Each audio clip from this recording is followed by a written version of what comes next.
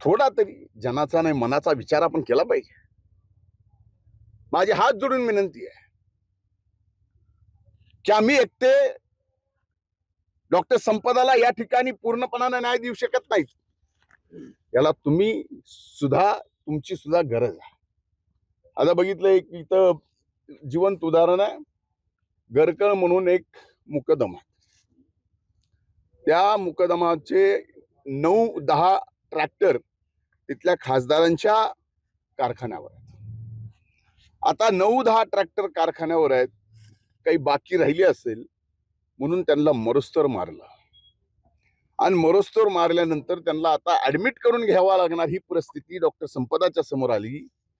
त्यावेळेस संपदावर सुद्धा ज्यांचा कारखाना आहे, जे खासदार आहेत, त्यांच्या पीएनी दबाव टाकला की यांचा बीपी नॉर्मल आहे, हे नॉर्मल आहेत, यांना परत पाठवून द्या, म्हणजे यांना हॉस्पिटलमधून सुट्टी द्या. इथंच हा व्यक्ती इथंच आहे, हेच सांगेल.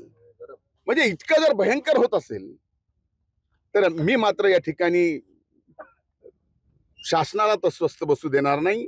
डॉक्टर संपदाला न्याय मिळवून देईलच.